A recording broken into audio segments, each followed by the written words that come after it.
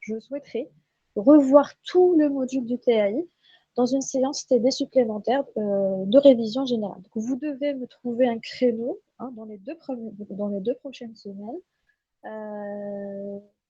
Dites-moi si la semaine prochaine, donc à partir, ou bien cette semaine d'ailleurs, si vous avez un jour, en tout cas dans ce créneau-là, un jour, ou sinon je vous proposerai des jours et vous voterez, vous me direz celle qui vous arrange le plus, d'accord?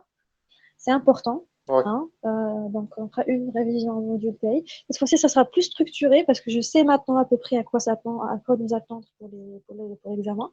Donc, on fera une révision générale du module théorique. Donc, c'est le cours. Ce sera tout le cours, tous les chapitres, on va les revoir un à un. Et des TD. Alors, les TD, on ne va pas refaire les exercices qu'on a fait. On les a fait plusieurs fois. Mais on va essayer de faire des exercices de certains algorithmes que vous avez vus en cours, que vous n'avez pas pratiqué parce qu'ils n'étaient pas dans les séries de TD. Vous avez certaines fois mentionné des algorithmes qui n'étaient pas dans le TD et on va essayer de les pratiquer, de les mettre en pratique, d'accord? Donc c'est ça, ce sera ça le but de la séance supplémentaire.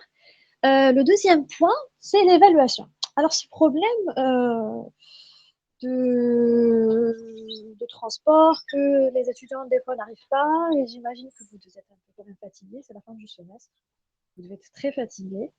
Et puis c'est tard. Donc, si des fois il y a des gens qui ont des problèmes de connexion, donc je me suis posé la question, en fait, la dernière fois, sur l'évaluation. Il faut savoir que votre interro, elle est sur 15 points. Et il y a 5 points c'est moi qui est censé vous les attribuer. Donc, c'est sur 20 au total. Donc, on a une évaluation. Donc, c'est l'interro plus l'évaluation. Et l'examen, c'est sur 20 points. Donc, l'évaluation, c'est sur 5 points. Alors au départ, moi je pensais juste contenter de liste des présences et rajouter, je vous avais déjà donné un devoir maison qui a été noté, corrigé. Je me suis dit, s'il y a des gens qui n'ont pas suffisamment de notes, s'ils ont 5 sur 5, tant mieux. Sinon, ils ont des notes supplémentaires. Et puis après, j'ai changé d'avis. Je me suis dit, non, les devoirs maison, ils auront une note et la présence aura une note. Et puis je me suis dit, en fait, que quand même, la présence, elle compte beaucoup. Surtout que des étudiants ne peuvent pas toujours être présents. Donc en fait, je me suis posé une question et je vous laisse le choix. Est-ce que, la question que je me pose, est-ce que je vous rajoute un devoir maison à rendre qui sera noté et on va décider si, en fait, ça sera moi ce que je pense. Je vais vous en parler, moi, ce que je pense. Ça sera selon la note de votre devoir maison. Si dans votre devoir maison, vous avez une bonne note, bah, tant mieux. Si dans votre devoir maison, vous n'avez pas une bonne note, on va compléter par la liste de présence. D'accord? Parce que comme ça, je peux pas. Il y a des gens, je peux pas les évaluer. Après, je reçois après des mails, ils me disent, Madame, je m'excuse parce que je n'arrive jamais à la maison pour le TD. Qu'est-ce que je vais répondre à ça? Je peux pas le sanctionner. Je peux pas sanctionner un étudiant qui me dit ça, qui me dit je suis dans les transports, donc on peut en TD. Donc je me suis dit, donc je vais proposer un devoir maison à rendre. Je vous donnerai, donc ce sera un exercice assez intéressant. Il portera sur le chapitre 4 uniquement, d'accord? Et vous aurez un délai pour le rendre et je le noterai et il sera noté. Comme ça, je ne mettrai pas des zéros et les étudiants qui ne peuvent pas assister, donc qui ne seront pas sanctionnés. Mais en même temps, je prendrai, donc ce sera une moyenne, enfin une note pondérée entre le devoir et les présences. Comme ça, ceux qui assistent et qui sont assidus aussi, qui quand même ils font des efforts aussi pour assister, ne soient pas aussi lésés par le manque de présence. Donc il y aura, je sais pas, peut-être que je vais faire la meilleure des notes des deux. Donc si vous avez 5 sur 5 dans la présence, je garde ça. Sinon, ça sera le devoir maison, etc. Ou bien on fera une moyenne, je ne sais pas, je vais voir, on va décider après selon les notes et puis selon vos notes d'intérêt. D'accord? Donc, on fera une chose comme ça. Donc, dites-moi si vous êtes d'abord d'accord avec ça. Est-ce que vous vous sentez d'attaque à faire un petit devoir maison? Ou bien, sinon, voilà, sinon, on se contentera des présences. Moi, personnellement, je préfère qu'on fasse. Mhm. En fait, madame, je crois que C'est ça pas faux. arrange tout le monde. Genre, les deux options, c'est bien. Ouais. Donc, un devoir maison à rendre. Donc, je vous donnerai un devoir maison avec un délai, peut-être une dizaine de jours. et vous le fêterez, et je vous noterai, et ce sera votre note d'évaluation. Évidemment, ceux la note finale et la manière dont ça sera noté, je vous la donnerai. Comme ça, il y aura, chacun se retrouvera. Ceux qui sont présents ne seront pas pénalisés parce qu'ils ont été présents, au contraire, ils seront récompensés pour leur présence. Et ceux qui ne sont pas présents pour des raisons X ou Y ne seront pas pénalisés par leur absence, mais au contraire, le devoir maison leur donnera, je pense, l'occasion au moins d'avoir quand même, parce que c'est important d'avoir une évaluation positive. Je ne peux pas mettre des zéros. Je suis absolument contre l'idée de mettre un zéro à un étudiant. Je ne l'ai jamais fait, je ne le ferai jamais. Donc pour moi, il faut soit, s'il n'est pas présent, je lui ferai un devoir, je l'évalue d'une autre manière, mais ça sera un devoir à rendre. Et il faut que je mette une note. C'est important, c'est important. Un zéro, c'est terrible. Moi, j'aime pas faire ça.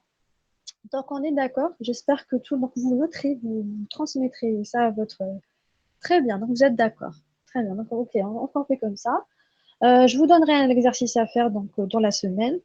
La deuxième chose, donc n'oubliez pas de me proposer un créneau. Sinon, si vous n'avez pas, dites-moi comme ça déjà les jours qui vous arrangent à peu près, hein. Comme ça, moi aussi, je vais m'organiser. Est-ce que le dimanche, ça vous va? Le samedi? Vu qu'il y a pas beaucoup d'étudiants, je ferai un sondage et je vous envoie la réponse. Bon, d'accord. Alors vous me dites et j'aimerais que tout le monde puisse assister. Ça veut dire que ce ne sera pas une heure comme aujourd'hui où vous sortez tard de l'université, qu'il y a des transports. J'aimerais que tout le monde assiste, surtout pour la révision. La révision, ça sera tout le module qu'on va revoir avec des questions de cours. Et je veux que ça soit une bonne séance. Donc, vous me dites un créneau et un jour. D'accord? Donc, on fait comme ça. Ça, c'est bon, c'est réglé. Dites-moi si c'est réglé. Comme ça, on passe au TD d'aujourd'hui. D'accord? C'est bon? Vous me répondre, Oui, répondez-moi. super. Très bien. Alors, ok. Alors, on passe au chapitre numéro 4. Alors, je vais reprendre le cours directement parce que je me suis rendu compte que quand je fais des rappels, des fois, vous peut-être ne regardez pas. Je vais plutôt m'intéresser au cours. Donc, on va regarder encore, on va rappeler rapidement le contenu du cours chapitre 4. Ça s'appelle Features. Features, ça veut dire, en français, ça serait difficile un peu de le traduire, mais ça veut dire propriété, caractéristique plutôt. Et ce mot caractéristique, c'est très intéressant. Il englobe beaucoup de choses. C'est-à-dire quoi? C'est-à-dire que c'est les caractéristiques des images. Alors, parmi les caractéristiques des images qu'on va voir dans ce chapitre, euh, ou plutôt, c'est pas seulement les caractéristiques, mais comment les utiliser. Donc d'abord, quelles sont les caractéristiques dans les features qu'on va étudier dans ce chapitre, et comment les utiliser, et on va voir aussi pourquoi on les utilise et pourquoi elles sont intéressantes, et qu'est-ce qu'on peut faire avec. Si vous avez remarqué, c'est que tout ce module il a été construit euh, d'une manière pyramidale. C'est-à-dire qu'au départ, on apprend comment former l'image, comment elle est formée l'image, c'est-à-dire de la projection, etc. Puis on passe à l'image binaire, l'étude de l'image binaire, la segmentation de celle-ci, la labellisation de celle-ci. On se rend très très vite compte que c'est pas suffisant. Et puis après, on passe à autre chose, on passe aux convolutions, aux filtres, c'est-à-dire on veut transformer ces images. On passe par exemple les convolutions qui est un exemple de filtre, etc. Et donc on se rend compte que les filtres et les convolutions, c'est un outil très puissant qu'on peut faire beaucoup beaucoup de choses avec. Et parmi ces choses qu'on pourrait faire, c'est qu'on se pose la question, en fait, est-ce qu'on peut, à partir des images, extraire des caractéristiques qui nous seraient utiles pour faire des tâches bien précises, comme la détection d'objets, la reconnaissance de visage, la, la reconnaissance du langage naturel par les mains, par exemple la langue des signes, etc. La détection des voitures, des véhicules dans la rue, etc. Tout ça, ce sont des applications potentielles de l'imagerie, du traitement d'images. Et donc, est-ce qu'on peut faire ça à partir des images? Oui, on peut essayer au moins. Et comment on peut faire ça? Il faut chercher dans les images, c'est par exemple parmi les pixels, des pixels qui sont significatifs. Et des pixels significatifs, ça veut dire qu'ils ont des caractéristiques bien spécifiques. Et ces caractéristiques bien spécifiques, on les appelle features. Parmi les features qu'on va étudier dans ce chapitre, alors on a le edge detection. Alors edge, ça veut dire bords, d'accord? Donc c'est la détection des bords. Boundary detection, qui est quelque chose d'un peu plus fort que les edges, parce qu'une boundary, on sait que c'est une edge, mais pas tous les edges sont des boundaries. Boundary, ça veut dire les frontières des objets, d'accord? On a le SIFT détecteur, le détecteur SIFT. Le détecteur SIFT, ce qu'il fait quoi? Il prend des caractéristiques des images, de certaines fois, pour chercher à reconnaître des objets, d'accord? Donc, le détecteur SIFT détecte des objets dans des images. Le image stitching et le face detection, ce seront des applications aussi de certains features qu'on va voir ici, de ce chapitre. Donc, les premiers features qu'on va faire, c'est edge detection. Donc, edges, ce sont des features des images. Donc, ce sont des caractéristiques des images. Mais alors, c'est quoi edges? D'accord? Et ce sera le but de la première partie de ce chapitre. Donc, edges, c'est quoi? Donc, on a dit ce sont des bords. Ce sont des régions. Alors, c'est quoi? C'est des régions où il arrive un changement rapide dans l'intensité des pixels. C'est-à-dire, j'ai un changement rapide des intensités des pixels. C'est-à-dire, je regarde mon image et puis tout à coup, j'ai un changement brusque de couleur ou de luminosité de mon image. Par exemple, je passe d'un environnement où il y a des zéros à un environnement où il y a des 1. Donc, c'est un changement brusque. La nature des pixels change. D'accord? Et c'est dû à plusieurs phénomènes.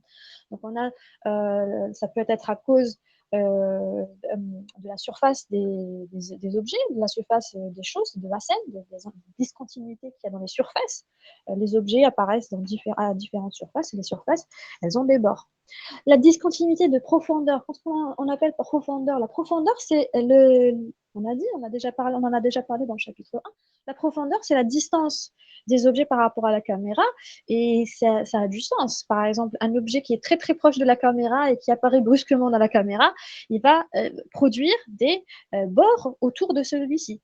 Et ces bords vont apparaître différemment si cet objet est éloigné de ma caméra. Et déjà, l'objet va apparaître plus petit et donc même les bords de celui-ci seront moins intenses, par exemple. D'accord. Et il y a aussi la réflexion. Donc, les surfaces aussi réfléchissent de la lumière. Ça peut être la luminosité qui peut causer ça. On ne sait pas. C'est pas toujours à cause d'un bord d'un objet, mais peut-être que c'est la luminosité de celui-ci. Par exemple, si j'ai un objet très lumineux, il va produire un changement d'intensité des pixels.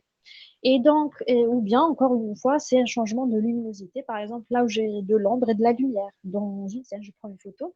Je sors de la faculté et il y a du soleil, c'est ensoleillé. Et si je prends une photo à côté d'un arbre, il y aura en dessous de l'arbre de l'ombre. Et à côté, il y aura encore de la lumière. Donc, cette discontinuité ombre et lumière, c'est un edge. D'accord? C'est un bord. D'accord? Donc, ce sont les changements brusques de luminosité et d'intensité des pixels dans l'image. Et maintenant, on s'intéresse pourquoi c'est important. Donc ça, c'est la nature, la forme de certaines edges qui existent dans les images. C'est pas très important, c'est juste de la culture générale, c'est juste pour que vous sachiez à quoi ça ressemble. Mais l'important, c'est que vous sachiez comment le calculer. Donc on passe voilà. Alors, je prends un signal. Donc voici un signal en 2 dimensions. Ça ne va pas représenter l'image, mais vous imaginez ici qu'il y a des pixels. Par exemple, ici, j'ai des 0, des 0, des 0, des 0, et puis tout à coup, voilà, j'ai une intensité brusque qui change. Il y a un changement brusque ici. Je passe de 0 à une certaine valeur, f de x, et encore une fois, je descends, cette fois-ci un peu plus smoothly, un peu plus doucement, je redescends vers un 0. Et donc, ces changements brusques, voilà, on a dit que tout à l'heure, un edge était un changement brusque de la nature des pixels. Donc ici, j'aurai un changement brusque. Et donc, je sais qu'ici, il y a un bord. Imaginez ici, j'ai une valeur de pixels qui est très élevée. Par exemple, j'ai 255. Ici, j'ai des zéros. Effectivement, je passe du noir au blanc, c'est un changement brusque.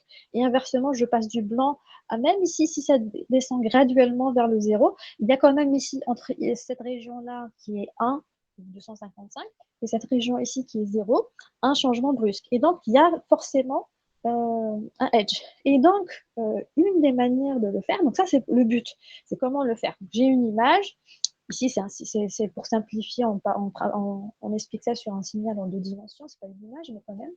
Vous comprenez que les edges, ce sont des changements brusques.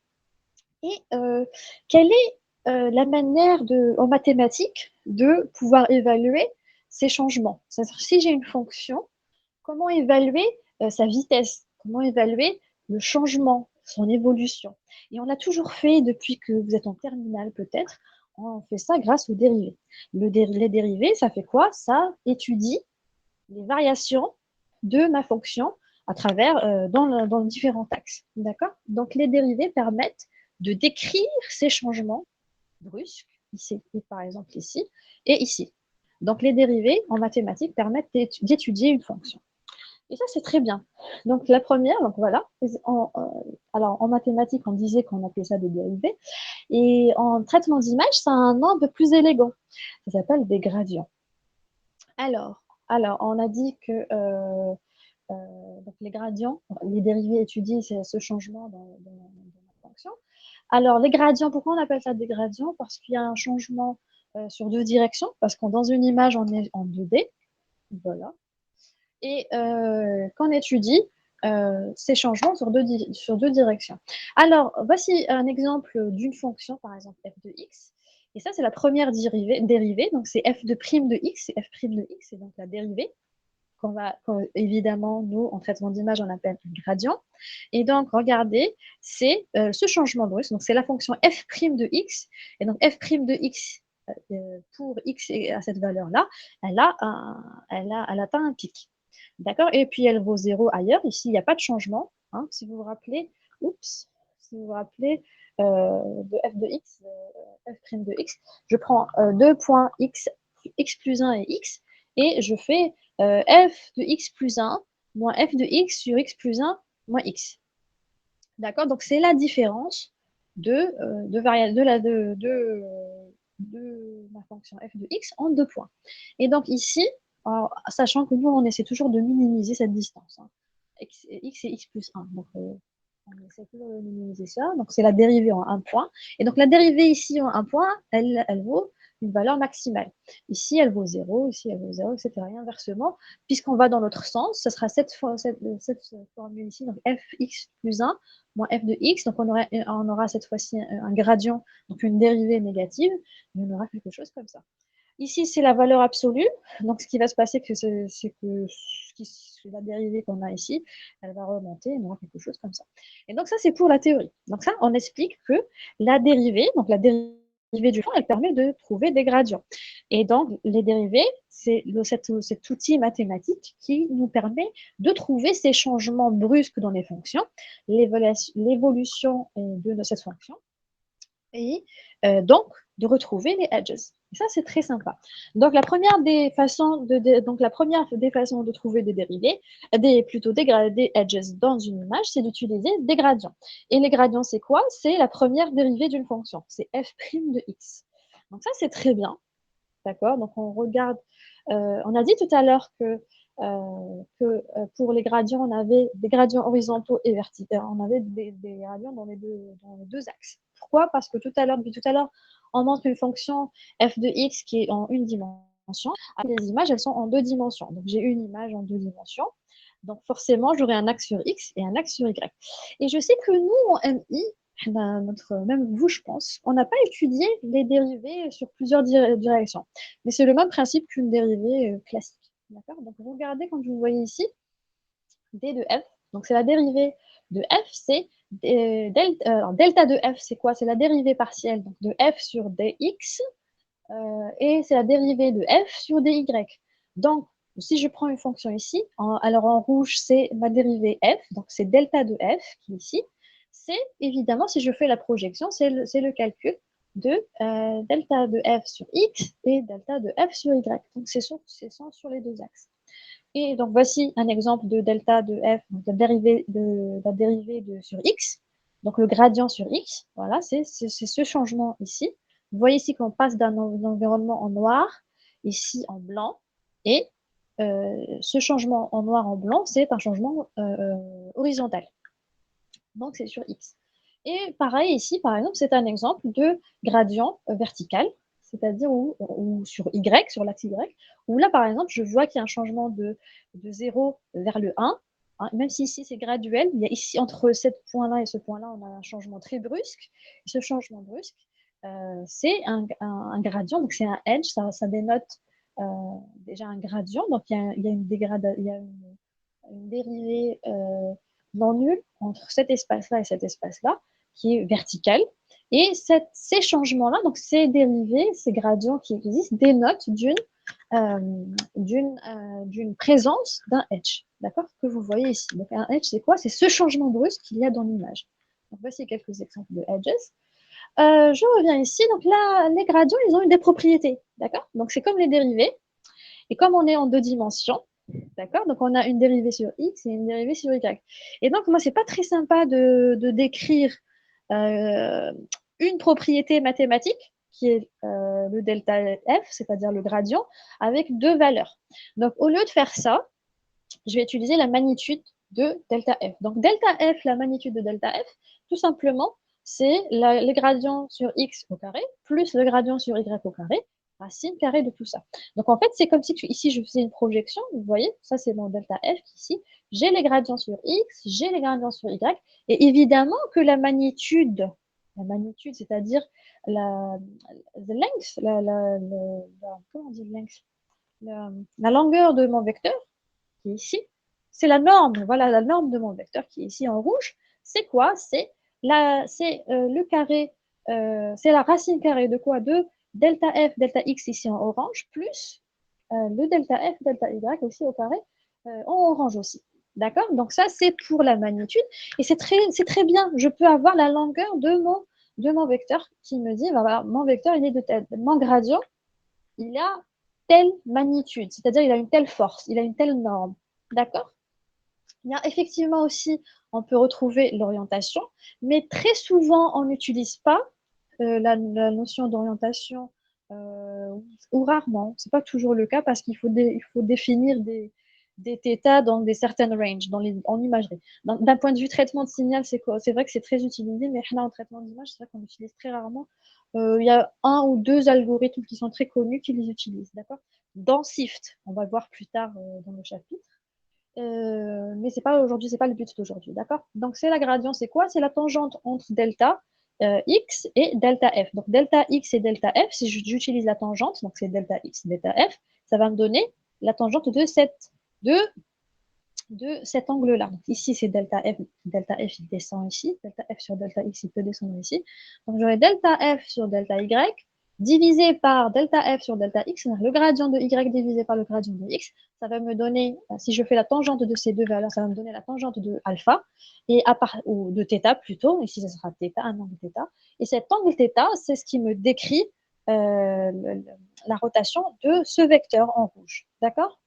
Donc on peut retrouver ça en faisant tangente moins 1. Si vous rappelez un petit peu, je pense qu'on l'avait fait au lycée, même un petit peu en physique, en première année, en MI, je pense qu'on avait fait ça avec les coordonnées polaires. Si vous vous rappelez, c'était R, exponentielle θ. Donc c'est ça, R c'est la norme de ce vecteur en rouge, et θ c'est cette orientation, c'est cet angle de rotation de mon vecteur. Donc ça, c'est pour décrire les gradients. Donc ça, c'est les gradients. Donc on a dit que les gradients, ce sont des dérivés. C'est la première dérivée d'une fonction. Donc, puisqu'on est dans une image, dans le cas d'une image, on est en 2 dimensions. Donc il y aura une dérivée sur les x, l'axe des x, et une dérivée sur l'axe des y. Alors, ce n'est pas toujours idéal de décrire une propriété qui est les gradients avec deux valeurs. Donc, ce qu'on va faire, c'est qu'on va calculer directement la norme de celle-ci, qu'on appelle ici la magnitude du gradient, qui est donnée par cette formule. Donc, c'est tout simplement la norme de ce vecteur f. Aussi, on peut trouver l'angle de ce vecteur, mais même si ce n'est pas très utilisé en vrai en traitement d'image. Alors, on passe à la suite. Alors, depuis tout à l'heure, on parle des images discrètes, des images des fonctions en continu. On parle de dérivées, on parle de fonctions continues. Et là, il faut concrétiser ça par l'imagerie. Donc, l'imagerie, c'est une image, c'est sans quoi. Donc, en traitement d'image, on a des fonctions discrètes, c'est-à-dire qu'on a des pixels. Et donc, il faut traduire tout ce qu'on a fait depuis tout à l'heure en termes de dérivées dans un espace discret. D'accord? Donc, dans un espace discret, regardez ce qu'on a. Alors, je passe plutôt à mes slides, parce que comme ça, on n'a passer plutôt un escale parce que c'est quand même facile d'écrire. Donc voilà, je reprends l'exemple de votre cours. Alors, dans votre cours, qu'est-ce qu'on a ici? J'ai une image. Alors ici, c'est I. Voilà. Ici, ça sera l'axe des I. Ici, ça sera l'axe des J. D'accord? Donc, ça sera I. Ici, ça sera J. D'accord? Voilà, I et J. Voilà, donc j'avais écrit. Et donc, on avait dit tout à l'heure, donc on avait les gradients sur X. On va l'appeler G de X. Gx. Donc, c'est égal à quoi?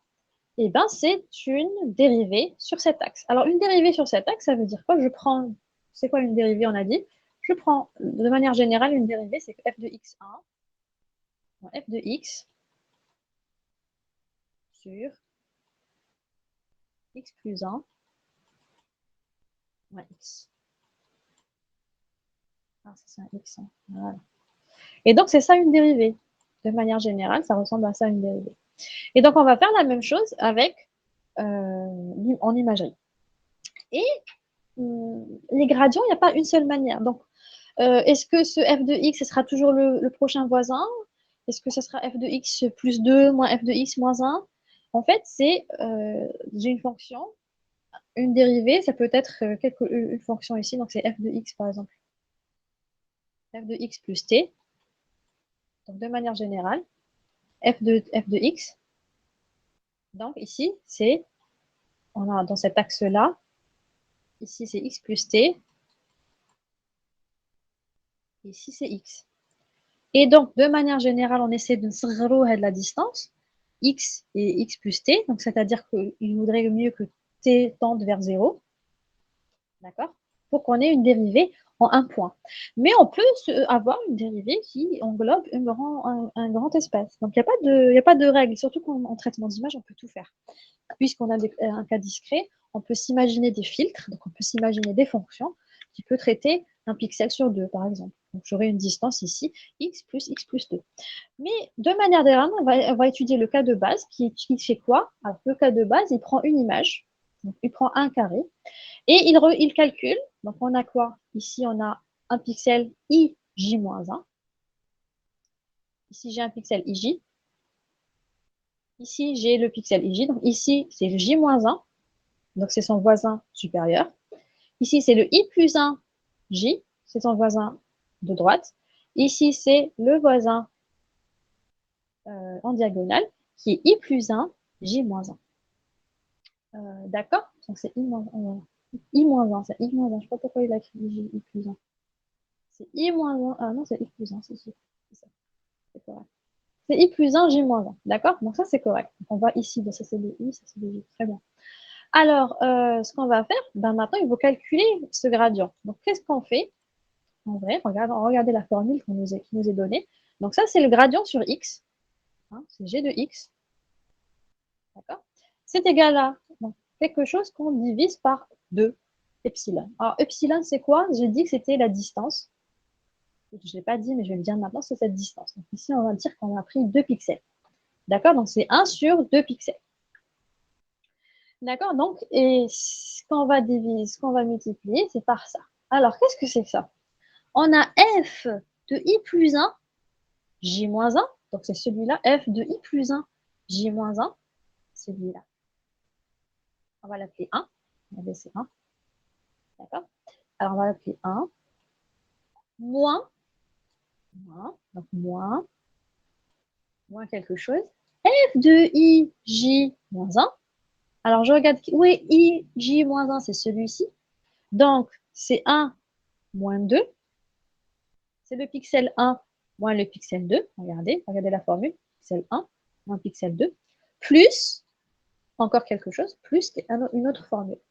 Plus quoi? Encore une soustraction. Et qu'est-ce qu'on soustrait cette fois? Donc, on a le pixel 3 qui est f de i plus 1 j. Alors, on regarde ici, où est mon f de i plus 1 j? Donc, c'est celui-là, i plus 1 et j. C'est ce pixel-là. Ça, c'est f. Hein. Moins f de ij. Mon pixel 4. Donc, ça, c'est quoi? Voilà. Donc, mon gradient sur x, c'est quoi? Oups, comme ça, g de x. C'est quoi? C'est 1 moins 2.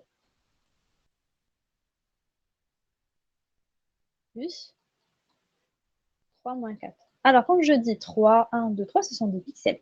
Ça veut dire que c'est ce pixel 1 moins ce pixel 2. Ici, c'est un moins. Plus quoi? Il y a déjà un plus ici. Le pixel 3 moins le pixel 4. D'accord? Est-ce que c'est clair comment on calcule le gradient sur x? Ça, c'est un g de x. Pourquoi je crie? Ouh là là. je vous invite doucement à répondre à cette question. Est-ce que vous avez compris comment on calcule ce gradient sur x? Oui, c'est clair, madame. Très bien. Alors, on passe à la suite. La suite, c'est qu'on on l'a fait pour x. Donc, maintenant, on va le faire pour y. Alors, pour y, c'est la même formule. Et donc, je regarde, c'est quoi ce pixel qui est ici? C'est f plus 1, i plus 1, de j moins 1. Alors, i plus 1, c'est où? C'est celui-là. I plus 1, j moins 1, c'est celui-là. Alors, je vais l'appeler 1. Moins f de i plus 1j, c'est celui-là. I plus 1, c'est celui-là. Oui, c'est celui-là. Donc, c'est ça moins ça. C'est ça moins ça. D'accord? Plus, ici 2. Plus, d'accord? Plus quoi? Donc, au milieu, on a un plus. De là à là, de là à là, on a un plus. C'est quoi? C'est un autre pixel. C'est le numéro 3. F de i, j moins 1. Alors, if de i, c'est celui-là. J moins 1, c'est celui-là. Donc, ce sera ce pixel-là. Moins celui-ci. Comme ça, ce passage de là à là, c'est un moins. Donc, au total, j'aurai quoi? C'est 1, c'est celui-là moins celui-là, plus celui-là moins celui-là. Et vous voyez la différence entre ce qu'on faisait tout à l'heure? Tout à l'heure, on calculait, ou peut-être on va les appeler A, voilà, B, C et D. Donc, G de X, c'est quoi? G de X, c'est quoi? C'est dans ce sens, c'est horizontal, d'accord? C'est les gradients, c'est le changement brusque qu'il y a horizontalement. Donc, c'est le changement brusque qu'il y a entre les pixels A et B. Donc, c'est A moins B, plus le changement brusque qu'il y a entre D et C. D'accord? Donc, on a D moins C. Ici, c'est une parenthèse. Et donc, c'est pareil avec le G de Y, mais c'est dans ce sens-là. Donc, on aura quoi? On aura A moins D, cette fois-ci, plus B moins C. D'accord? Est-ce que vous arrivez à vous avez compris comment on calcule les gradients de X et les gradients de Y? Oui, madame, c'est compris. Très bien, vous avez compris. Donc, alors c'est très joli, mais j'aimerais que vous vous posiez une question. Alors, vous voyez tout ça, c'est des jolies formules. Hein. C'est des formules, hein. Les formules, elles sont correctes. Hein. C'est celle-ci, c'est juste une simplification de cette écriture, de ces écritures ici. Mais j'aimerais que vous observiez quelque chose ici. Depuis le début du semestre, on regarde des choses comme ça, on regarde des tableaux. Et qu'est-ce que ça vous invoque? Qu'est-ce qu'on peut faire? Vous avez étudié un outil très récemment. D'accord, très récemment. Vous avez un autre.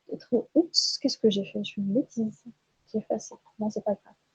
Vous avez appris un outil de traitement d'image qui permet d'utiliser ce genre de fenêtre.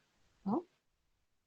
Alors, si je vous dis, par exemple, que cette fenêtre où je peux calculer le A moins B, le D moins C dans un sens, et que je fais la même chose dans l'autre sens, pour le X, ça c'est pour le X, pour le Y, je pourrais faire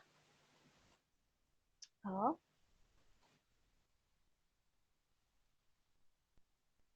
A moins D, et plus B moins C.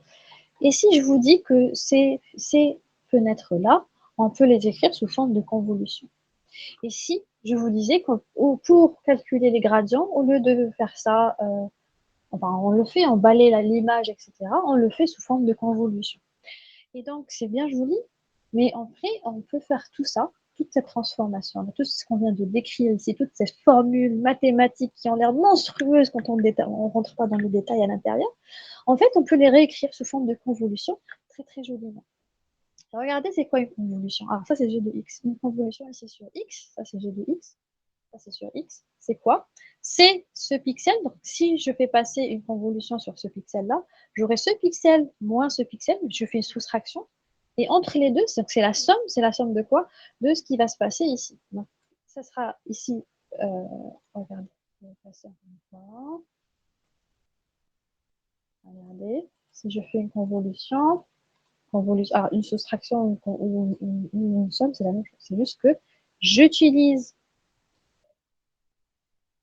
des poids négatifs. Donc ici, j'ai moins 1, ici, j'ai plus 1, pour faire la somme de la convolution telle. Donc, qu'est-ce que je vais faire? Ce sera mon pixel. Si j'ai un pixel P1, P2, P3, P4, et que je fais passer dessus ce filtre-là, qu'est-ce qui va se passer? J'aurai quoi? J'aurai P1. C'est P1. P1 fois moins 1 plus P2 fois 1. C'est ça la convolution. Si je fais une convolution de cette fenêtre sur cette partie de cette image, qu'est-ce qui va se passer? Ce sera ce pixel fois ce pixel fois, plus ce pixel fois ce pixel, plus ce pixel fois ce pixel. Ça va me donner, regardez, P3 fois moins 1 plus ce pixel fois ce pixel. P4 fois 1. Et ça, c'est une convolution. Oups, pardon, convolution. Convolution. Et la convolution, on l'a déjà vu. Et regardez, cette convolution, ça ressemble à ce qu'on fait ici. On a dit tout à l'heure dans X, c'était ce pixel-là moins ce pixel-là. Et ça revient au même. On aura P2 fois 1 plus P1 fois moins 1, c'est-à-dire c'est P2 moins P1. Donc regardez, quand on réécrit cette expression, ça revient à dire moins P2, moins P1 plutôt, plus P2, moins P3, plus P4. Donc, c'est comme si j'avais soustrayé donc, P4. On peut les alors, la somme, elle est commutative. Donc, on va écrire P2 moins P1. Voilà, plus P4 moins P3. Et ça, c'est quoi P2 moins P1? Regardez, c'est ça. C'est ce pixel-là moins ce pixel-là. Voilà, c'est A moins B. Et plus P4 moins P3, c'est ce pixel-là, D moins P3, c'est C. Regardez, P4 moins P3. Et donc, ce filtre gaussien, donc cette formule qui est ici, hein, on peut faire A moins B plus D moins C, on peut la faire tout simplement sous forme de convolution avec un filtre, on va l'appeler F, G de X, qui contient ces valeurs-là. Est-ce que vous avez compris comment on transforme cet algorithme, cette fonction-là, en une convolution? Oui. Est-ce qu'il y a quelqu'un Oui, qui n'a pas madame. compris? Est-ce qu'il y a quelqu'un qui veut que je répète?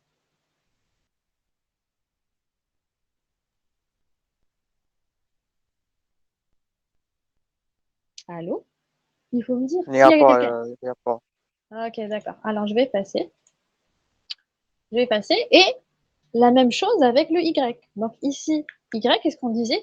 C'était c'était ce pixel-là, regardez. Oh, oups, je fais une bêtise, c'est celui-là. Voilà. C'est ce pixel A moins D, hein, c'est celui-là D, plus B moins C. D'accord? Et ça revient au même. Ça revient à faire la somme. Alors on a A, B, D et C.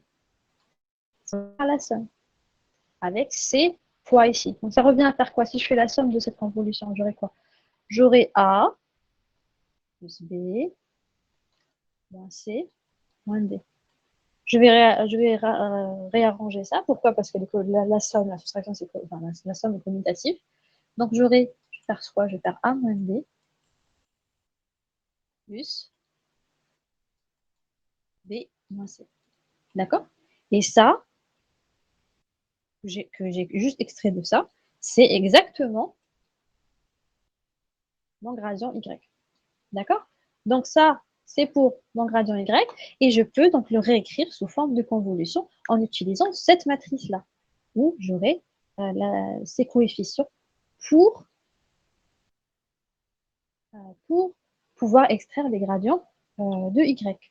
Est-ce que c'est clair ce passage de fonctions de gradients, qu'on peut écrire des fonctions mathématiques? Donc c'est intéressant, hein. Vous avez juste vous pensiez qu'on pouvait utiliser les convolutions pour faire des filtres, par exemple, qu'on pouvait faire plein de choses en fait. C'est juste changer une image avec un filtre.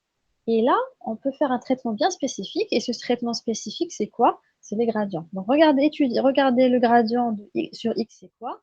Le gradient sur Y, c'est quoi? Et donc, on peut faire la convolution. Si je fais convoluer mon image avec ce gradient de X, j'obtiens les gradients horizontaux. Donc, horizontaux. Et si je fais convoluer mon image avec ce filtre-là, j'obtiendrai mes gradients verticaux.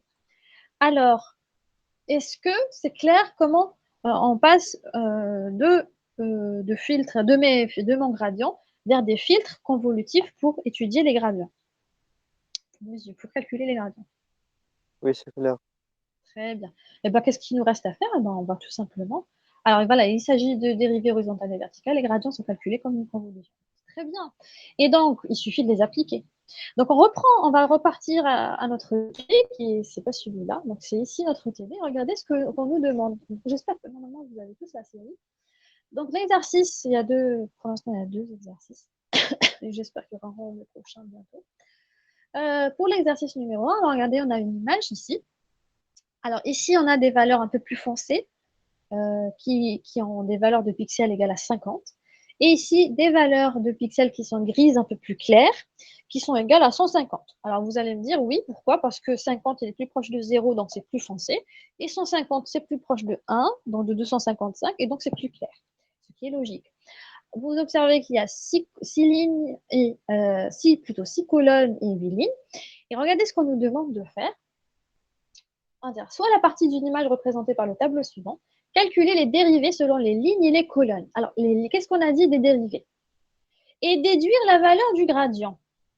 Alors, qu'est-ce qu'on a dit des dérivés sur les lignes et les colonnes? Depuis tout à l'heure, on parle de dérivés, et qu'est-ce qu'elles veulent dire, les dérivés? Regardez la question, comment elle est tournée. Calculer les dérivés. D'accord. Les dérivés, on peut les calculer. On peut le faire.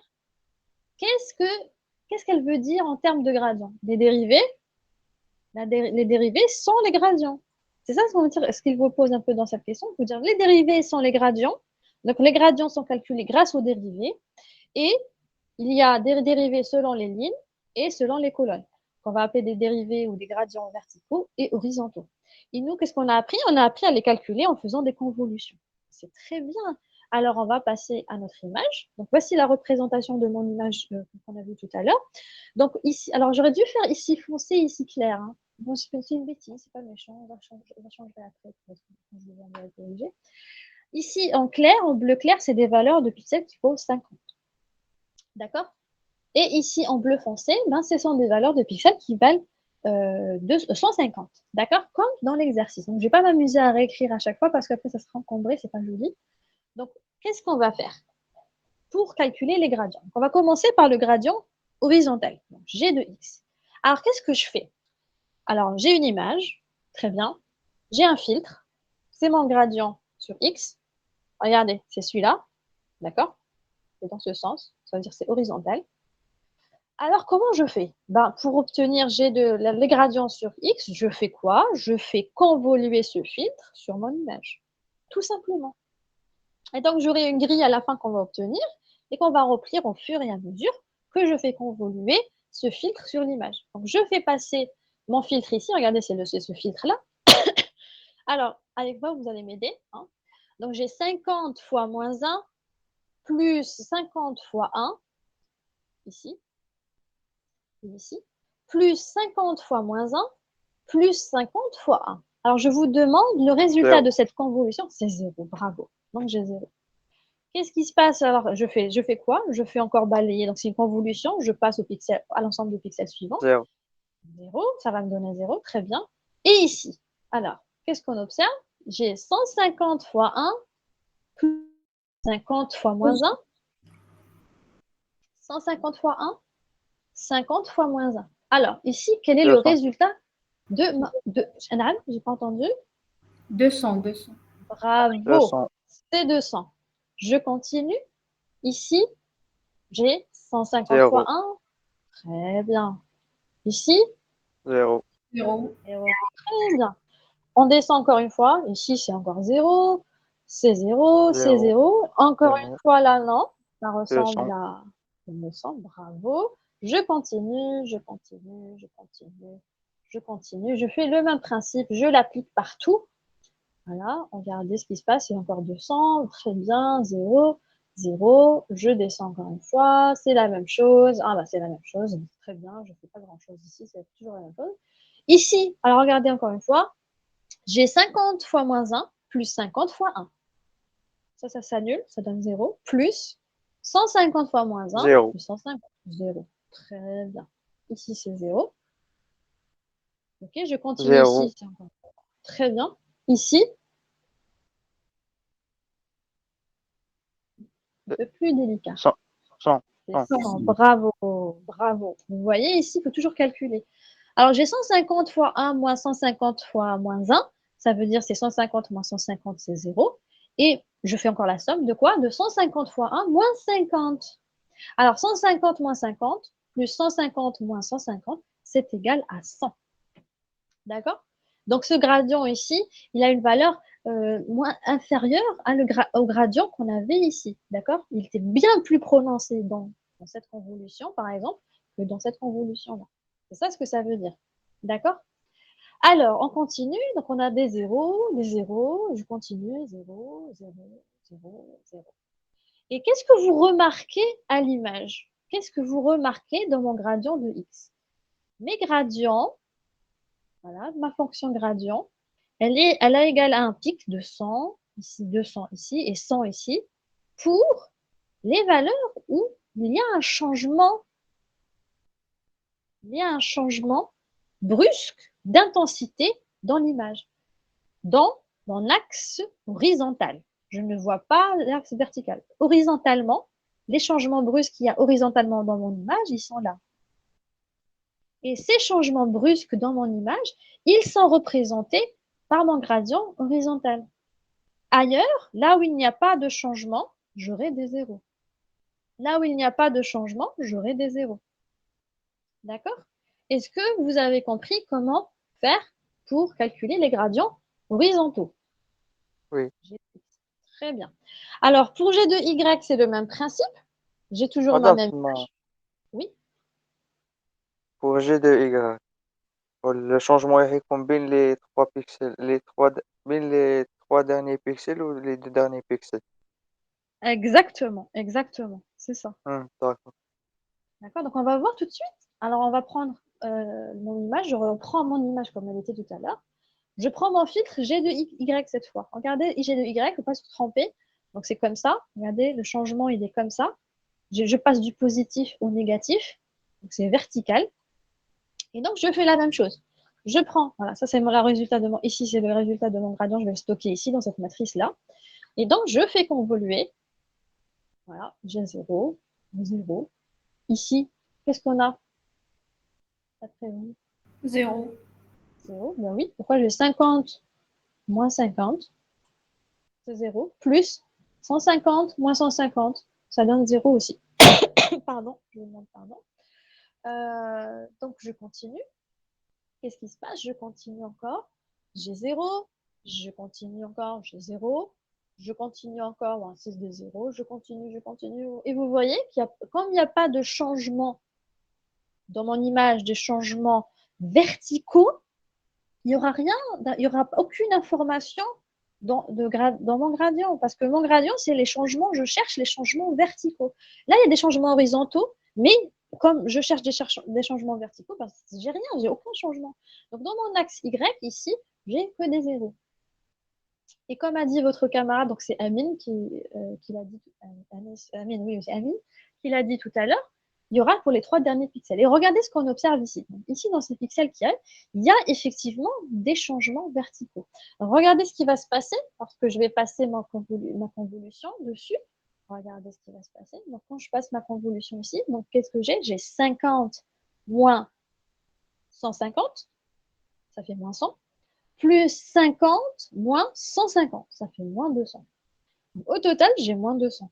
Donc, j'écris ici un moins, c'est le signe moins. Donc, j'ai moins 200. Je fais qu'on passe encore une fois ma convolution. J'ai 50 moins 150 plus 50 moins 150. Qu'est-ce que j'ai encore une fois? C'est moins 200. Et ici, c'est pareil. J'ai 50 moins 150 plus 150 moins 150. Cette fois, la différence, elle est un peu moins faible. Pourquoi? Parce qu'on est dans un coin et l'intensité de mon edge elle se ressent moins. Donc, j'ai moins 100. Et je continue. Donc, je continue ma convolution. C'est des zéros. Ici, il n'y a pas de changement vertical. Il n'y a pas de changement verticaux, plutôt. Et je continue, j'ai des zéros. Et effectivement, donc, regardez ce qu'on observe ici. Les seules valeurs de gradient verticaux qu'on a, c'est là où il y a un changement d'intensité des pixels sur l'axe des Y. Donc, ce sont les changements verticaux. Et donc, ça, c'est bien joli. C'est bien, hein, très bien. Donc, on a ça. On a un gradient de X et un gradient de Y. Comme je vous l'ai dit tout à l'heure, ce sont deux valeurs. Donc, j'ai G de X et G de Y pour représenter une information, une caractéristique. Et donc, qu'est-ce qu'on va faire dans le slide suivant? C'est quoi dans la suite de l'exercice? Ça, c'est le G de X qu'on avait tout à l'heure. Ça, c'est le G de Y. Donc, ça, c'est le G de X qui est là. D'accord? Ça, c'est le G de Y qui est là, qu'on a calculé tout de suite, précédemment. Et on va calculer la magnitude, c'est-à-dire la norme de notre gradient. Et la norme de notre gradient, c'est quoi? Donc, c'est le carré de G de X plus le carré de Y de G de Y sur racine carrée, sous la racine carrée Donc, c'est la norme de mon vecteur. Donc, qu'est-ce que je vais prendre? Je vais revenir ici, je vais repasser, regardez ce que j'ai fait. J'ai le V au carré toutes les valeurs de X. Donc, j'ai grade de X au carré, c'est 200 au carré, 200 au carré, 200 au carré, 200 au carré, 200 au carré, etc. C'est pareil pour Y. Donc, j'ai ça, encore de ça. Et qu'est-ce que je fais? Je fais la somme de ces de ça. Donc, au départ, j'ai quoi? Ici, j'ai fait la somme. Regardez, j'ai fait G de X plus Y. Donc, j'ai gradient de X plus gradient de Y. Qu'est-ce que c'est? Ça veut dire c'est la somme des gradients de X que j'avais ici, et ici les gradients de Y que j'ai là. Et on me dit par la suite qu'il faut que je descende ça sous la racine. Donc c'est quoi? Alors racine de quelque chose, dans X au carré, G de X au carré, plus G de Y au carré, c'est égal à gradient de X plus Y au carré, puissance 1 sur 1 demi. Quand je dis puissance 1 demi, ça veut dire c'est la racine. Hein. Vous vous rappelez, racine, ça s'écrit puissance 1 demi. Et donc, ça revient, mais bon, ici, c'est facile, hein, ça revient juste à enlever le carré. Donc, j'obtiens 200, 200, 200 et 200. Et si vous observez, les valeurs que j'avais au départ au négatif, qui étaient ici par moins 200 au carré, ça redeviennent 200. Pourquoi? Parce qu'on a dans les gradients, on a besoin d'une norme. Une norme, c'est une valeur absolue. Et donc, on n'obtiendra que des valeurs positives. Si dans votre norme, vous obtenez des valeurs négatives, ça veut dire que vous êtes trompé. D'accord? Faites attention dans votre norme. Donc, si je vous dis calculer la magnitude du gradient et que vous tombez dans la magnitude, hein, je ne parle pas des gradients horizontaux ou verticaux, mais si dans la magnitude vous tombez sur des résultats négatifs, c'est que vous êtes trompé quelque part. Faites attention. D'accord? Donc, on a calculé le gradient sur X, on a calculé le gradient sur Y, puis on a calculé la magnitude. Et on nous demande aussi, donc en fait, ça, alors dans cet exemple, quand même, c'est assez facile. Regardez. On a un joli tracé hein, où on a des zéros partout et toutes les valeurs de gradient sont égales à 200. Alors ça, c'est un cas très sympa, très facile, c'est parfait. Je vais revenir une fois à votre cours qui vous dit quelque chose de très intéressant. Et regardez la suite de votre cours. Alors déjà, ça, c'est quoi? Alors, on va revenir un peu à du cours. Et dorénavant, je vais essayer toujours de reprendre un peu votre cours, comme ça vous comprenez, comme ça on répond au maximum à des questions de cours. Peut-être que c'est toujours bien de revoir un peu des questions de cours, d'accord, dans le TD. Comme ça, vous savez comment répondre à ces questions. Quand je vous voyais comme ça a l'air un peu assez compliqué. On n'a pas l'impression de comprendre ce qui se passe ici à l'intérieur. Et donc, en fait, il y a plusieurs phases. Ah, voici un gradient, c'est quoi? On a dit que c'était une dérivée. Très bien, donc c'est AI sur, donc c'est delta I sur delta X, delta I sur delta Y, donc c'est l'axe horizontal, l'axe vertical. Mais il n'y a pas que le filtre qu'on a présenté tout à l'heure qui servent de gradient. Les gradients peuvent être calculés de différentes manières. Vous avez dit tout à l'heure que selon le choix de mes f de x plus 1, f de x plus 2, moins f de x ou moins f de x plus t, par exemple, moins f de x moins t, par exemple, j'aurai des gradients différents. Et il y a des filtres. Donc, des filtres ici, ce sont des filtres qui représentent des gradients. C'est-à-dire qu'on peut les réécrire sous forme mathématique. Il y a des filtres ici de convolution qui permettent de calculer des gradients dans une image de manière différente. D'accord? Et donc, certains ici sont très, très connus. C'est les plus connus. Alors, on commence par le filtre de Roberts, qui est sorti dans les années 80, et qui permet, regardez ce qu'il fait. On a, dans le filtre Roberts, regardez, on a une alternance 0, 1, moins 1, 0. Après, on a 1, 0, 0, moins 1. Regardez, on passe du positif dans le coin supérieur droit vers le négatif dans le coin inférieur gauche. Et en fait, quand on cherche le gradient ici, quand on cherche, tout à l'heure, quand on faisait les gradients, on travaillait sur les gradients horizontaux et verticaux. Ici, regardez, le gradient qu'on cherche, c'est les gradients qui sont dans la deuxième diagonale. D'accord? Ce sont les gradients en biais, c'est-à-dire qui sont dans ma deuxième, ici, c'est ma deuxième diagonale. D'accord? On passe de ce coin supérieur droit vers le coin inférieur gauche. Donc, c'est tous les changements brusques qu'il y a de ce point-là vers ce point-là. Et à l'inverse, dans le deuxième gradient qu'on a, c'est les changements brusques qu'il y a dans mon coin supérieur gauche vers mon coin inférieur droit. C'est-à-dire, on cherche ici, cette fois-ci, les gradients. Regardez, ça sera une flèche comme ça. Tous les changements brusques qui sont dans ce sens-là. C'est-à-dire tous mes edges, tous mes bords qui ont la forme d'une diagonale. D'accord? Ça, c'est pour Robert. Et on passe à Pré-8, donc c'est un autre Pré-8. C'est celui. Alors, si vous vous rappelez, la première fois qu'on a étudié les convolutions avec moi, je vous avais donné cet exemple-là. Je vous avais dit, on prend une convolution ici, et elle va permettre de trouver des edges, des bords. Et je ne vous avais pas nommé le nom du filtre, ben, c'était le filtre de Pré-8. Donc, le filtre de Pré-8, il se dit, moi, en fait, non, je vais espacer. En fait, des voisins immédiats, ce n'est pas suffisant, en fait, pour détecter un edge. Je vais prendre des voisins un peu plus éloignés. Et donc, ce qui m'intéresse, c'est que je vais alterner une ligne sur deux. Donc, en fait, je vais voir si une ligne sur deux, j'ai ce changement. Donc, ça, c'est dans les axes horizontaux. Pourquoi? Parce que le changement de plus vers le moins, il est comme ça. Donc, je vais de là à là, le plus, le moins. Ça veut dire ici, je cherche des changements brusques qu'il y a dans mon image sur des axes horizontaux. Donc, en alternant, en ignorant une colonne au milieu, je prends deux colonnes et j'ignore celle qu'il y a au milieu et je fais le calcul de ma dérivée, donc mon gradient. Pareil pour l'axe vertical, donc ça sera une rangée en haut, une rangée au milieu qu'on ignore parce qu'elle est convoluée par des zéros, c'est-à-dire que la rangée du milieu elle est ignorée. Et je fais la soustraction de la rangée qui a en dessous. Donc, ça sera tous les changements brusques de mes pixels qui vont du haut vers le bas. D'accord? Donc, c'est tous les changements de edges qui sont de cette forme-là. Donc, ce sera tous les changements verticaux de ma fonction. Très bien, il y a un autre filtre qui s'appelle Sobel. Alors lui aussi, regardez, Sobel, il fait quelque chose un peu comme Pré-8. Il se dit, en fait, je vais ignorer, je vais prendre une ligne sur deux, une colonne sur deux. Pourquoi? J'agrandis mon filtre parce que les pixels, les lignes voisines, les colonnes voisines, c'est pas assez représentatif des edges. D'accord? Ça peut être du bruit, par exemple. C'est pas forcément, ça dénote pas forcément un changement brusque réellement dans ma fonction. Donc, j'élargis mon filtre. Donc, c'est la même raison que Previt. Sauf qu'il se dit, en fait, dans mon filtre de Sobel, il me dit, mais en fait, il y a quelque chose d'encore de plus intéressant. C'est qu'il me dit, en fait, le pixel central qu'il y a dans ma ligne, dans ma colonne à droite, et le pixel central qu'il y a dans ma colonne à gauche, en fait, ils ont un peu plus de poids. Vous voyez, ici, on avait 1, 1, 1, moins 1, moins 1, moins 1. Ici, j'ai 1, 2, 1, moins 1, moins 2, moins 1.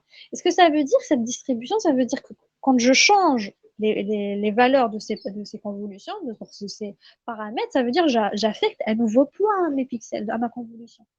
Ça veut dire que ce pixel qui va être convolué avec le 2, il aura plus de poids, puisqu'à la fin de ma somme, il aura une plus grande valeur que ce pixel qui va être convolué avec le 1. Donc, il aura beaucoup plus de poids. Donc, il dit, en fait, les pixels centraux, ici, dans mes colonnes, respectivement ici dans mes lignes, elles auront beaucoup plus de valeur. D'accord? Et donc, ça, c'est pour mon filtre. Ça reste toujours un filtre Sobel, donc 3x3. Et puis, il y a d'autres filtres encore un peu plus grands. Par exemple, le filtre de Sobel 5x5, où cette fois-ci, regardez ce qui se passe. Je prends un ensemble de 5 lignes et 5 colonnes, et je me dis, en fait, horizontalement, la colonne du milieu, je l'ignore. Ce sera la somme, donc je fais convoluer toute mon image avec ce filtre-là qui a l'air, oh là là, mais il a l'air difficile à calculer. Bon, c'est une machine qui le fait, donc c'est facile. Mais vous observerez toujours qu'on a le positif à droite, le négatif à gauche, donc on cherche les transitions horizontales, les gradients horizontaux, et donc les edges dans cet axe-là. Et pareil ici, donc on a le positif en haut, puis on passe graduellement au négatif en bas, c'est-à-dire qu'on cherche des gradients verticaux. Donc les edges dans cet axe-là. Et aussi, les poids de ces pixels sont répartis toujours quand on va du centre, et plus on s'éloigne du centre, moins ils auront de poids. Plus on se rapproche du centre, plus ils auront un poids un peu plus élevé. Donc ça, c'est le principe du filtre de Sobel. Mais en vrai, on pourrait faire d'autres filtres de convolution pour étudier des gradients qui peuvent être aussi très bons. On ne sait pas en vrai. Et c'est quelque chose de manuellement fait. Ça veut dire qu'il faut, ici, ça a été manuellement fait, c'est qu'il y a des maths derrière pour l'avoir. C'est un ingénieur, c'est un mathématicien, c'est un informaticien qui a construit ces filtres-là. C'est pas, euh, c'est pas arbitraire, mais ça reste difficile à construire. Ça a été construit avec des mathématiques derrière. D'accord? Alors, pourquoi? Alors, j'ai une question, et ça, c'est écrit ici, mais je ne sais pas si vous avez compris ces notes qu'il y a en dessous du cours. Et ça, c'est très, très important. En vrai, quand on a des petits filtres comme celui-ci, où il n'y a que 2 sur 2, on est sûr, on est sûr, on est sûr de détecter tous les changements brusques qu'il y a dans mon image. Tout changement brusque, parce que je cherche dans une petite fenêtre. C'est comme si je zoomais tous les pixels. Je cherchais 2 par 2, 2 par 2, ou 4 par 4. Ici, c'est 4 par 4. Donc, chaque 4 pixels. Et je cherchais où est mon edges. Donc, je suis certaine de trouver tous les edges qu'il y a dans mon image. Et là, on dit, ça veut dire qu'on a une good detection. Plus on a un filtre petit, plus on est sûr de tomber sur toutes les edges, c'est-à-dire qu'on arrive à trouver tous les gradients de mon image. Ça veut dire que j'arrive à trouver toutes les dérivées. Ça veut dire que j'arrive à trouver tous les changements qu'il y a dans mon image. Et si j'arrive à trouver tous les changements, ça veut dire que je suis sûre de trouver tous les edges. D'accord? Plus mon filtre est grand, moins je suis capable de détecter les petits changements dans mon image. Moi, je suis capable d'avoir des dérivées plus précises parce que mon filtre est trop grand. C'est comme si je disais, je faisais une dérivée dans un range entre A et A plus T. Elle sera moins précise. C'est comme si je faisais la vitesse. Hein. Voilà. Je calculais la vitesse moyenne et la vitesse en un point. J'ai une dérivée dans un range qui est très grand, ici de 5. D'accord? Et ici, j'ai la dérivée en un point. Évidemment que celle-ci, elle sera plus précise. Je suis capable de trouver tous les edges qu'il y a dans une image. Alors qu'ici, j'aurai moins de précision. C'est-à-dire que je ne suis pas capable de trouver toutes les dérivées. Je ne serai pas capable de trouver tous les changements brusques qu'il y a dans mon image. Donc, plus le filtre est petit, plus j'ai une bonne détection. Plus mon filtre est grand, moins j'aurai une bonne détection. Donc, plus j'aurai poor localization, ça veut dire j'aurai une détection moins bonne. Plus mon filtre est grand, moi je serai capable de trouver les edges. D'accord? Mais ça, on va dire, c'est l'avantage. Mais en fait, ça peut être aussi un good detection, ça peut être aussi un inconvénient.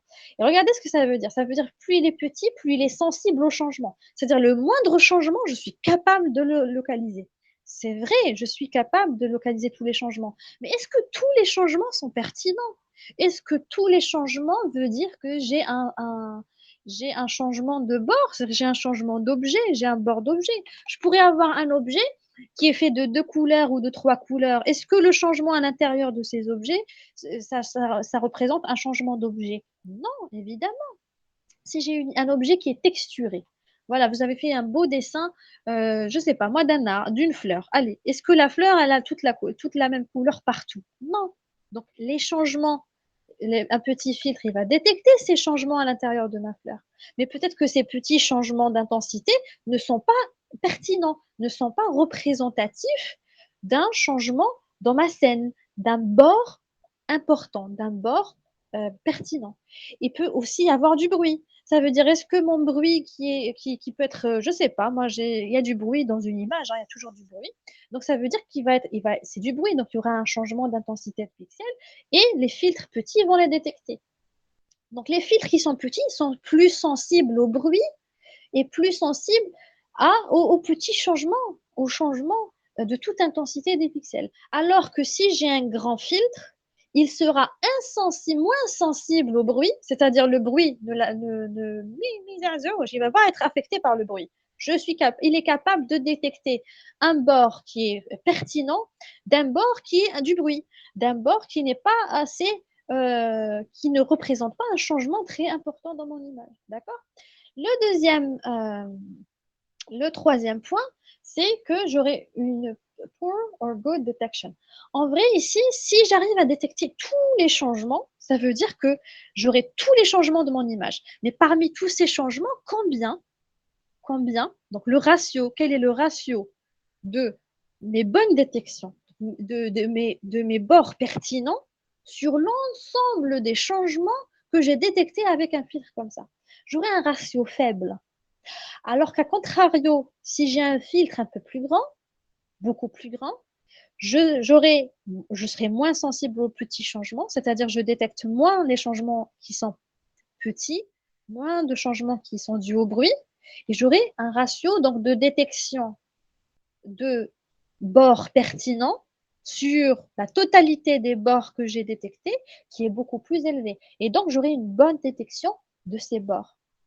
D'accord? Donc, au final, quand on choisit un filtre, c'est un compromis. Soit vous avez un petit filtre et donc vous arrivez à détecter tous les changements qu'il y a dans mon image.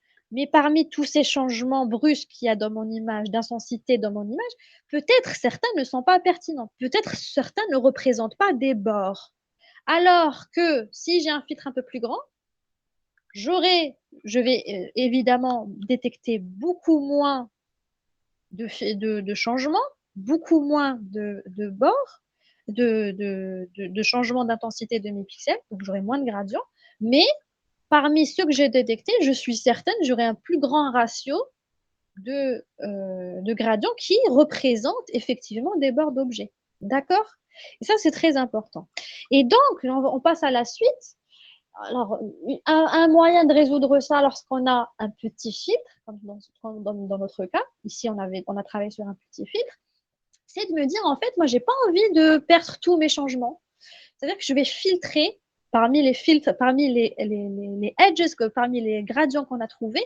En fait, ben, je ne vais pas m'amuser à recalculer avec un grand filtre comme ça, parce qu'un grand filtre, ça veut dire que c'est computational expensive. C'est-à-dire computational expensive, c'est-à-dire qu'il y a une grande complexité, parce que j'ai encore beaucoup plus de calculs à faire. Mais si, par exemple, j'ai commencé avec un petit filtre comme ça et que j'obtiens évidemment beaucoup de gradients, qu'est-ce qu'on fait? Eh bien, on va s'amuser à trier. Je me dis, en fait, parmi tous ces gradients, j'ai détecté tous les changements qu'il y a dans mon image. Parmi tous les changements, il y a certains qui sont pertinents et certains qui ne sont pas pertinents. Et qu'est-ce qu'on va faire? Et qu'est-ce qu'on peut faire? Qu'est-ce qu'on pourrait faire, par exemple? Eh ben, ça serait, par exemple, d'utiliser un seuillage. Et c'est quoi un seuillage? Ça veut dire que pour tous les gradients qu'on a détectés, en fait, on se dit, si leur magnitude est inférieure à un certain t, c'est pas un edge, c'est pas un bord pertinent. Et inversement, alors ici c'est supérieur, hein, il y a une erreur. Hein. Ici c'est supérieur, c'est pas inférieur. Évidemment que si c'est inférieur à t, alors non edge. Ici, si c'est supérieur ou égal à t, alors c'est un edge. Hein. Il y a une petite erreur dans le coup. Après, je vais vous envoyer une version corrigée, d'accord. Donc, ce qui va se passer, c'est que je vais regarder tous mes gradients que j'ai ici, tous les gradients que j'ai détectés avec le filtre, ces deux filtres-là. D'accord? Je calcule la magnitude. Regardez ça, c'est le symbole de la magnitude. C'est quoi? C'est le delta de f de x entre, c'est la valeur absolue, c'est-à-dire c'est la magnitude du gradient. Si cette magnitude, elle est très petite, oui, ça veut dire quoi? Ça veut dire quoi, ma magnitude, elle est très petite? Regardez ce que ça veut dire. Ma magnitude, elle est très petite. C'est-à-dire que mon gradient, ici, sa valeur, elle est faible. Je pourrais avoir des gradients dont la valeur est très élevée, des valeurs moyennes. Ici, je pourrais par exemple avoir 0,5. Ici, je pourrais avoir 10. Ici, je pourrais avoir 50, par exemple. Ici, je pourrais avoir 20. C'est des exemples. Et je me dis, en fait, il y en a certains qui sont beaucoup, beaucoup plus grands que d'autres. Donc, je vais prendre un seuil au hasard, par exemple. Donc, je vais prendre 150, par exemple. Je dis qu'en fait, tous les gradients qui sont au-dessous de 150, c'est pas des edges. Et tous ceux qui sont supérieurs ou égaux à 150, ce sont des edges. D'accord? Edge, not edge, non edge. D'accord? Est-ce que vous avez compris pourquoi on fait le seuillage? Est-ce que vous avez compris l'importance du seuillage pour améliorer la qualité des gradients qu'on détecte avec les petits filtres? Est-ce que vous avez compris?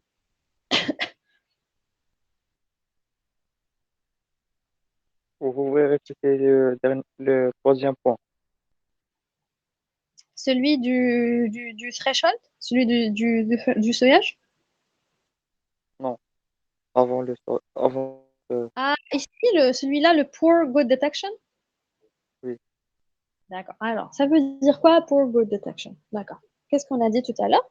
Avec un petit filtre, je détecte beaucoup plus de gradients. Avec un grand filtre, je détecte moins de gradients. C'est-à-dire good localization, poor localization. Ça veut dire que ça va dans ce sens. Si j'ai un petit, j'aurai a good localization of gradients, c'est-à-dire j'aurai un plus grand nombre de gradients détectés. Plus mon filtre est grand, moi je serai capable de localiser tous les gradients, de trouver tous les gradients. Très bien. Là, le désavantage, c'est que c'est plus sensible. Si j'ai un petit filtre, il sera plus sensible. Ça veut dire que tous les gradients, je suis capable de détecter tous les changements brusques qu'il y a dans mon image, tous les changements qu'il y a dans mon image, sauf que tous les changements ne sont pas toujours pertinents. Il y a des changements dus au bruit, il y a des changements des bords qui sont à l'intérieur même de mes objets. Mes objets n'ont pas une couleur unie de pixels, ils peuvent avoir des changements, et ces changements ne sont pas représentatifs de bords de ces objets. Parce qu'au final, en vrai, on cherche toujours à trouver des objets. D'accord? Alors que si je détecte moins de gradients, la qualité de mes gradients, elle sera plus élevée. Et donc, elle sera moins sensible au bruit parce que les petits changements dus au bruit, je ne suis pas capable de les détecter avec un grand filtre comme celui-ci. Le troisième point, c'est quoi? C'est a poor and good detection. So, a poor detection is what? Si j'ai un petit filtre comme celui-ci, ça veut dire que c'est quoi? C'est quoi une détection médiocre, une pauvre détection? Ça veut dire quoi? Ça veut dire que parmi tous les gradients que j'ai trouvés dans mon image, j'ai tout détecté, tous les gradients possibles, il y a un tout petit ratio de gradients qui sont pertinents. J'ai détecté les gradients, mais en fait, parmi ces gradients, il y a très peu qui représentent des edges, qui représentent des bords. Donc, j'ai un faible ratio. Donc, j'ai une détection pauvre de vrais edges. Elle est pauvre. Pourquoi? Parce que mon ratio, il est petit. Alors que good detection, c'est quoi? C'est-à-dire qu'ici, il détecte moins de gradients, mais la qualité des gradients qu'il a détectés, elle est c'est plus possible de détecter de bons gradients, c'est-à-dire des gradients qui sont plausibles à être. Ce sont des gradients qui sont susceptibles d'être des bords d'objets avec un grand filtre qu'avec un petit filtre. Ça veut dire ici, je trouve moins de gradients, mais les gradients que je trouve avec ces filtres comme ceux-là sont de meilleure qualité, c'est-à-dire sont plus susceptibles d'être des bords que d'être du bruit ou des changements à l'intérieur de mes objets. Donc, j'ai une mauvaise détection, une meilleure détection lorsque j'ai good detection avec les grands filtres. Est-ce que j'ai répondu à votre question? Oui, merci. Alors, pour régler ce problème avec les petits filtres, il y a une solution. Alors ici, quand on voit des grands filtres, je vous dis, les grands filtres, c'est bien, c'est vrai que c'est, regardez, ça a good detection, it is less sensitive to noise, il est moins sensible au bruit, une bonne détection, etc. Mais ça vient avec un coût. Un coût, c'est quoi? C'est la complexité. Pourquoi? Parce que j'ai beaucoup. C'est quoi à la fin? C'est la somme de multiplication de ce filtre de faire la convolution. De la convolution, c'est quoi? C'est la somme de tous ces éléments multipliés par les pixels correspondants, etc. C'est computationally expensive, c'est-à-dire ça a un coût en termes de complexité. Alors que faire un filtre comme celui, j'ai uniquement la somme de 4 éléments, c'est très très facile en termes de complexité. Et donc, en fait, si je prends un filtre qui est moderne, un peu moins bon, donc il fait de moins bonne détection, c'est dû à quoi la mauvaise détection de ce filtre? C'est qu'il détecte tous les gradients. Et donc, en fait, parmi tous les gradients qu'il a trouvés, je me dis, il y a un certain nombre de gradients qui sont susceptibles d'être des bords. Et donc, je me dis, en fait, parmi tous les gradients qu'il a trouvés, je vais éliminer certains qui ne m'intéressent pas. Et une façon de le faire, c'est avec le thresholding. Alors, c'est quoi thresholding? C'est un seuillage. Un seuillage, ça veut dire quoi? Ça veut dire si j'ai un gradient, je prends un gradient quelque part dans mon image. Alors, c'est ça, c'est le symbole de gradient. Donc, c'est gradient f de xy, c'est delta fxy. S'il est inférieur à un certain t, donc si la norme de mon gradient, elle est inférieure à un certain t, je me dis en fait, c'est pas un edge, c'est pas un bord, c'est pas un gradient pertinent. D'accord? Et donc, alors ici, c'est un supérieur ou égal, il y a une erreur ici, c'est supérieur ou égal, it's an edge. Bon, c'est pas, vous avez compris. Et donc, je reviens ici à l'exemple qu'on avait tout à l'heure, et je me dis, en fait, bon, ici, c'est facile. Imaginez, vous avez ici 100, ici, j'ai 50, 50, 50. Et c'est ça, c'est plein, plein, plein de gradients que j'ai trouvés. Voilà, ici, j'ai 20, ici, j'ai 5, j'ai 5, ici, j'ai 5, ici, j'ai 20, encore une fois, ici, j'ai 10, etc. Ici, j'ai 150, je ne sais pas. 150, 150, par exemple. 150. Et en fait, ce sont tous les gradients, par exemple, que j'ai calculés. Ce sont toutes les normes, c'est la magnitude ici, c'est la magnitude des gradients que j'ai calculé en calculant mes gradients. Et donc, je me dis, en fait, parmi tous ces gradients, en fait, par exemple, le 20, le 5, la magnitude d'un gradient aussi faible, en fait, c'est peut-être du bruit. C'est peut-être juste un pilote qui a fait que, en fait, sa présence ici, elle n'est pas pertinente, ça ne représente pas un bord d'un objet, par exemple. Ici aussi, je me dis peut-être que en fait, sa magnitude, elle est trop faible pour être vraiment significative dans mon image. Et donc, je prends cette magnitude qui est ici, et si elle est inférieure à un certain seuil, donc T, c'est pas un edge. Et inversement, si elle est supérieure ou égale à T, alors j'aurai un edge. D'accord? Je m'excuse pour l'écriture. D'accord? Est-ce que vous avez compris le but du seuillage? C'est d'éliminer, là, c'est quoi le but du seuillage? C'est éliminer les gradients qui sont dus au bruit ou qui sont des variations, donc des variations d'intensité qui sont à l'intérieur des objets. Donc, ils ne sont pas pertinents et qui ne représentent pas des bords d'objets. D'accord? Donc, revenons à l'exercice. Dans l'exercice, notre cas était quand même assez facile. Vous aviez une image, regardez, vous aviez une image comme ça, où on avait des pixels ici qui étaient égaux à 50. Ici égale à 150. En fait, là, le bord, il est clair et net. Vous avez un seul bord dans toute l'image. Il est clair et net. Il n'y a pas beaucoup d'ambiguïté. Hein. Mais si vous aviez une image un peu plus texturée, où j'aurais beaucoup de variations dans ma pixel, ma magnitude ici, elle n'aura pas les mêmes valeurs. Donc ici, forcément, et comme notre exemple, il est assez simple, quand j'applique, si je fais un seuillage, je vais m'amuser, je vais choisir quand même un seuil qui permette de retrouver ce bord-là, d'accord? Donc, qu'est-ce qui me permet de retrouver ce bord-là? Regardez-moi ce que j'ai choisi. Moi, j'ai choisi un t égale à 200. Donc, en fait, je me dis, si je trouve une magnitude toujours, hein, une magnitude qui est inférieure à t, donc m est inférieur à 200, donc c'est pas un edge. Et inversement, si m est supérieur ou égal à 200, alors c'est un edge. D'accord? Donc, not edge. Edge. D'accord? Et donc, je reprends mon exemple qu'on a ici. Donc, là où on a, ici, c'est des 200, ici, c'est partout, c'est des 0. C'est très, très facile cet exemple.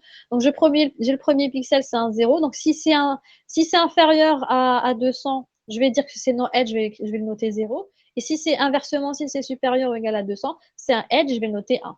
D'accord? Donc, je vais continuer. Donc, c'est 0. Est-ce que 0 est inférieur à 200? Oui. Alors, ça sera 0. Est-ce que 200 est supérieur ou égal est inférieur à 200? Non. Alors, c'est 1. Et je continue jusqu'à ce que je remplisse ma matrice. Et regardez ce que j'ai. Au final, j'aurai uniquement ces valeurs. Hein, donc, c'est du binaire. D'accord? Hop. Ici, le cas, il est facile parce que c'est seulement. Ici, qui a des zéros. Et ici, ça veut dire ça, ces pixels-là, ce sont des edges. D'accord? Edges. Donc, pertinent. Pertinent. Or relevant in English. D'accord? Donc, je vais les transformer. Je vais m'amuser à les dessiner en blanc. Et ceux qui sont en zéro, je vais les laisser en bleu. D'accord? Donc, au final, quand on a fait la détection de edges avec les gradients, qu'est-ce qu'on a obtenu? On a obtenu le bord de l'image. Donc, voici le bord. On a retrouvé le bord qui était dans mon image originale. D'accord? Donc, voici le bord de mon image I, quand on a écrit gradient. Donc, voici le gradient. D'accord? Est-ce que vous avez compris pour l'exercice numéro 1, qu'est-ce qu'on a fait? Est-ce que vous avez compris le but des gradients? Est-ce que vous avez compris le but des filtres de gradients? Est-ce que vous avez compris le but du seuillage? Est-ce que vous avez compris comment on calcule tout ça?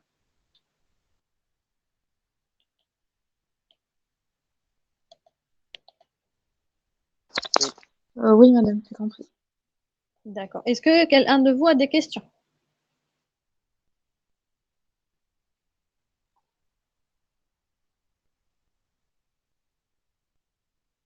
Oui, non. Voilà, je me dis, non. Bah, c'est Non, très bien. non. D'accord. Donc, on va ignorer, très bien. Donc, on va s'arrêter là pour l'exercice numéro 1. L'exercice numéro 2, on le fera la prochaine fois. Essayez de le préparer, de jeter un coup d'œil. Hein. Vous avez le temps de. Je vais le faire, on va le faire hein, ensemble. Mais j'aimerais bien que vous jetiez un coup d'œil. Tout est clair. Super. Est-ce que vous avez des questions par rapport au cours jusqu'à présent, jusqu'au gradient, juste les gradients? Est-ce que vous avez compris avant qu'on passe au Laplacien la semaine prochaine, ou peut-être dans cette semaine, vous me dites si on fait une séance avant, ou si vous préférez qu'on fasse une séance la semaine prochaine. D'accord? Comme ça, il nous restera une séance de révision pour, pour votre module. Donc, j'espère que tout est clair. Très bien. Pour le chapitre et pour l'exercice qu'on vient de faire. Donc, normalement, tout est clair. J'espère. Qu'est-ce que je voulais dire? Donc, je vous renvoie le formulaire hein, pour remplir la feuille de présence. La liste de présence, elle est là.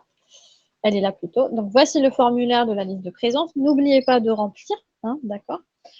Qu'est-ce que j'allais? Donc, on revient juste, je reviens donc à un point que ceux qui sont venus en retard. Donc, je veux que vous me trouviez une séance supplémentaire. Regardez combien il nous reste de TD officiellement. Oups, qu'est-ce que j'ai fait? Une bêtise. Ah non, Deux. voilà. Alors, regardez il nous reste le 11 et le 18. C'est-à-dire qu'officiellement, il nous reste 2 séances. Or, le chapitre 4, il a énormément de choses qui arrivent. Beaucoup, beaucoup de choses. Je ne sais pas si on aura le temps. Donc, il faudra me trouver une séance supplémentaire, donc que ce soit dans cette semaine ou la semaine prochaine, pour qu'on puisse avancer, qu'on puisse terminer le programme. Comme ça, la dernière séance, on la laisse pour la révision. D'accord? Donc, vous me trouvez un créneau pour qu'on puisse. D'accord? Il faut qu'on rajoute un TD, une séance supplémentaire pour révision générale du module TAI. Mais pour cela, il faut qu'on ait fini le programme. Or, il reste 2 séances. Y a pas Donc, de je vous souci. demande de me rajouter une séance. Allô? Pas de problème, madame. D'accord, il n'y a pas de D'accord, donc souci. vous me trouvez, super, vous me trouvez un créneau pour une nouvelle séance. Mhm. Et pour l'évaluation, donc je vous enverrai un devoir à rendre dans les prochains jours, peut-être, ou peut-être quand on va avancer un petit peu dans le chapitre 4, parce que là, vous n'avez pas fait grand-chose. Voilà, donc je vous dis, donc j'espère que tout est clair. Vous avez tout noté, tout est clair. D'accord? Oui, c'est bien. Merci Euh, beaucoup, madame. bon, Oui, très bien. merci, madame. Super. Donc, vous me donnez la réponse. Je vous en prie. Donc, vous me donnez la réponse et donc, vous me donnez la réponse et je vous dis à bientôt pour un prochain TD. D'accord? Et au Merci, revoir. madame. Merci, madame. Bientôt. Au revoir. Au revoir. Bonne soirée.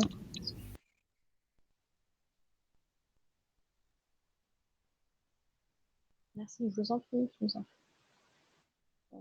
Ça va, faut que j'arrête le.